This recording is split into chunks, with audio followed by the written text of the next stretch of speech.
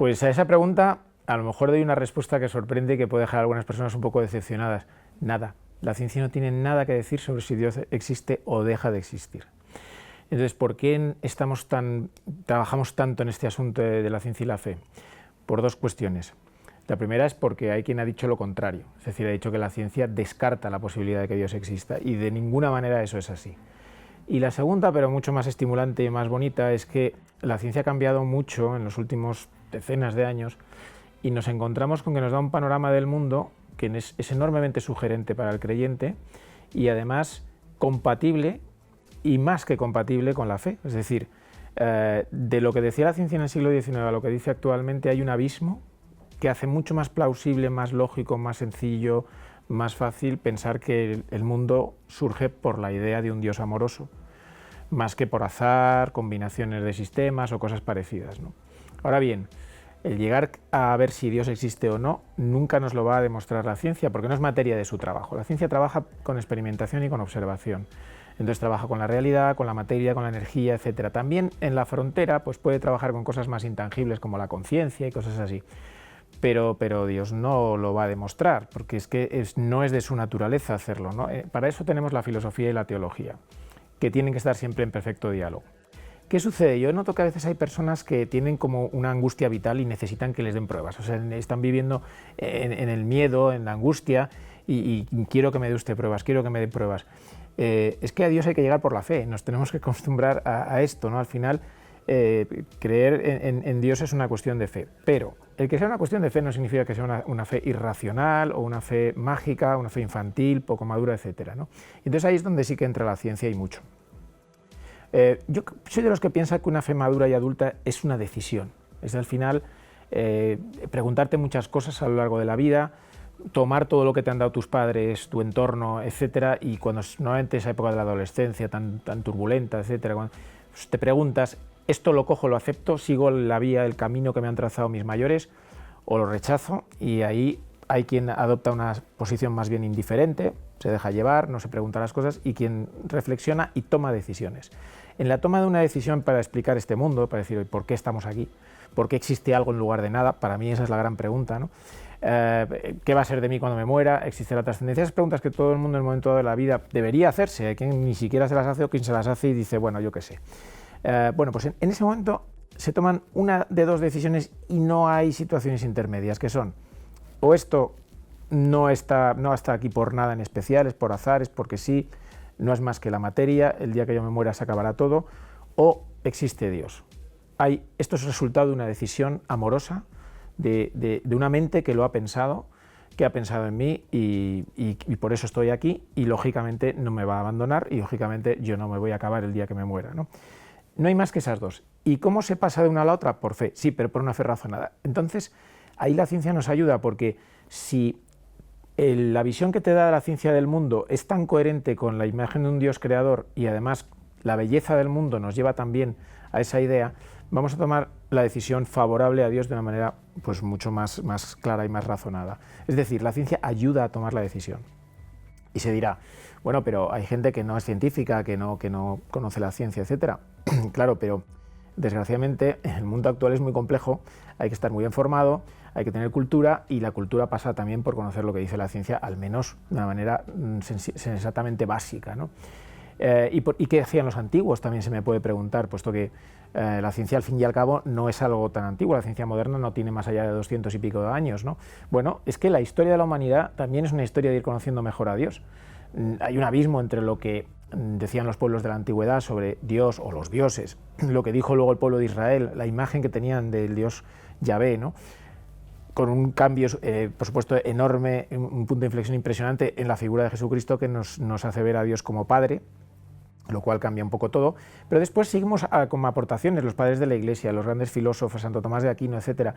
Y ahora llegamos a un tiempo en el que la ciencia es de las cosas que más influyen en la vida y en la sociedad. O sea, la ciencia nos ayuda a entender el mundo, nos ayuda la mecánica, no el porqué de las cosas, pero sí la mecánica de cómo va surgiendo las cosas, ¿no? Y entonces, ante esa potencia enorme que tiene la ciencia, pues hay gente que dice, yo voy a utilizarla.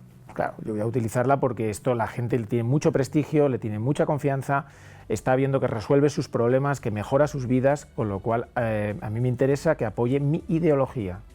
Y hemos vivido durante muchos años, muchas decenas de años, sobre todo al principio del siglo XX, finales del XIX, pues un intento de que la ciencia ocupara un poco todo el espacio del saber, ¿no? Y bueno, pues prácticamente dejara fuera a la fe, incluso la hiciera irracional, la hiciera cosa de niños, cosa de iletrados y de gente pues inculta. ¿Qué ocurre? Que la ciencia pega un cambio inmenso a principios del siglo XX y lo que viene a decir es un poco todo lo contrario, ¿no? Que es que la imagen cuadra muy bien con un mundo creativo, cuadra muy bien con una imagen de un Dios creador, y entonces esas personas que antes habían utilizado la ciencia para decir, veis, la ciencia avanza, la religión retrocede, la ciencia lo va explicando todo, la religión retrocede, bueno, pues al final esas personas se tienen que un poco retroceder y llegan otros que, entusiasmados por lo que dice la ciencia, pues caen en el error de decir, hacemos lo mismo, ¿no? La ciencia ahora sí demuestra la existencia de Dios. Bueno, pues no, es un error, ¿no? A mí me gusta decir una cosa en este sentido. Los creyentes tenemos, yo creo que un punto de superioridad sobre los ateos, ¿no? Los ateos afirman que Dios no existe, ¿no? Así como de una manera totalmente categórica. Los creyentes creemos que Dios existe, es que es diferente, ¿no? Es diferente porque sabemos que estamos dando un paso de fe. No pretendemos hacer una demostración lógica, ni una demostración matemática, ni pretendemos siquiera que haya pruebas en el sentido probatorio legal, ¿no? de la cuestión, ¿no? Tenemos nuestros indicios, nuestras experiencias, nuestros sentimientos y nuestra forma de pensar, y nuestra estructura y nuestra cosmovisión. Y con eso decidimos que lo lógico es que exista Dios, y además le sentimos, ¿no? Pero es un sentimiento, pues yo creo que es fiable. Bueno, quiero ahora pasar un poco a otra cuestión, ¿no? Y es por qué ese cambio de la ciencia del que he estado mencionando anteriormente. Ha habido a lo largo de la historia tres visiones del mundo. La visión de los pueblos antiguos, anterior al origen de la ciencia moderna, era más bien organicista, o sea, el mundo era como una especie de organismo. Bueno, pues eso nos hacía verlo como una especie de ser vivo, que crecía, que multiplicaba, etcétera, que vivía, lo cual siempre es algo muy cualitativo, es una cosa que tiene como un grado de libertad, espíritu, todo esto cuadraba bien, ¿no? Entonces empieza la ciencia moderna con Newton, finales del 18, etcétera. Y cuando llegamos al 19, en el que la ciencia se independiza de la filosofía y de la teología, además se independiza físicamente porque empieza la revolución industrial y entonces las universidades clásicas que manejaban a los científicos, la ciencia se hacía en los seminarios de teología, porque era una manera de conocer la obra del creador, pues ya empiezan a hacer personas que solo se dedican a la ciencia y que además muchos de ellos trabajan pues en minas, en fábricas, que todas estaban surgiendo sobre todo en el mundo anglosajón y alemán, ¿no? Y entonces ya no quieren saber nada de los teólogos y los filósofos, ¿no? Y además la física clásica, que en ese momento era la que se tenía, pues tenía unos éxitos brutales, ¿no? Ejemplo, pues se predijo la existencia de un planeta más allá de Neptuno y luego apareció Urano, ¿no? Y entonces efectivamente, pues hola, qué bien funciona la ciencia. Entonces la imagen del mundo cambió y pasó a ser la de un mecanismo. Porque la ciencia clásica, la física clásica es todo ecuaciones, sistemas, si conozco las condiciones iniciales de un sistema voy a saber dónde está después. Entonces aparecía ser una especie de cosa llena de engranajes, ¿no? que se iban conectando unos con otros, causas que iban concatenadas y claro, si tú ves el mundo como un mecanismo, es decir, como un reloj lleno de ruedecitas, etcétera, pues ahí donde está la libertad, cuesta un poco, ¿no? Es decir, pues si yo haga lo que haga aquí, todo está pensado, todo funciona con arreglo, las decisiones que tomo no son libres. ¿Dónde puede estar la acción de Dios en el mundo? Pues ahí, si el mecanismo está funcionando, en todo caso tendría que detenerlo, tendría que especie de suspender las leyes por un rato. Esto es un poco como cambia también el siglo XIX la visión sobre los milagros, ¿no? No parece posible, ¿no? Y entonces surge el ateísmo. Es que es cuando surge el ateísmo, y surge además entre personas científicas en muchos casos, ¿no? ¿Y qué pasa? Pues que tenía su cierta razón. O sea, yo en el fondo pienso, en el siglo XIX no era fácil ser creyente, si estabas bien formado en ciencia, ¿no? Pues la imagen era mecánica, ¿no?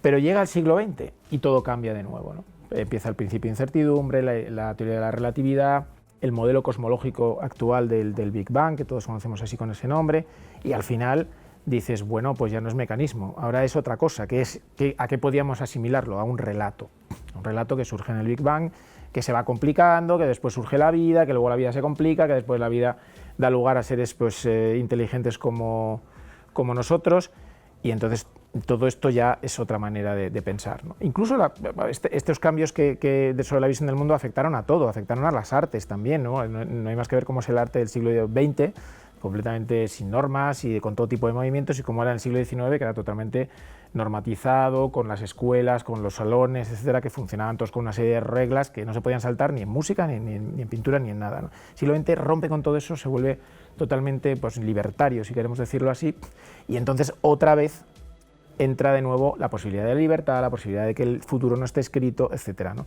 Y por eso cuadra mejor con una visión teísta, una visión de Dios del mundo, ¿no? ¿Qué ocurre? Pues que todavía hoy queda gente que se aferra a visiones un poco más clasicistas de la ciencia y piensa que sigue demostrando que la visión de Dios es prácticamente incompatible.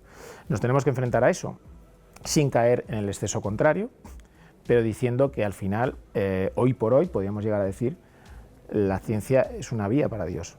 Lo mismo que las 5 vías de Santo Tomás, pues hay mucha gente que dice que tenemos la sexta, ¿no? La sexta sería la vía científica, porque estudiando ciencia la fe se vuelve más fuerte y mejor cimentada. A mí me ha pasado, ese es mi caso claramente. Yo soy químico, he pasado muchos años dedicado a la química, pero cuando empecé a interesarme por estas cosas, pues se me acabaron muchos obstáculos, ¿no? Me cuadraron muchas cosas y mi fe se volvió, pues, mucho más clara y mucho más profunda, ¿no? Con lo cual, hoy es la ciencia, porque en el pasado fueron otras cosas, pero hoy es lo que influye en el mundo, y la ciencia, lejos de ser un obstáculo, es una ayuda para el creyente, y lejos de ser incompatible, no solo es compatible, sino, como nos gusta decir, va más allá de la compatibilidad.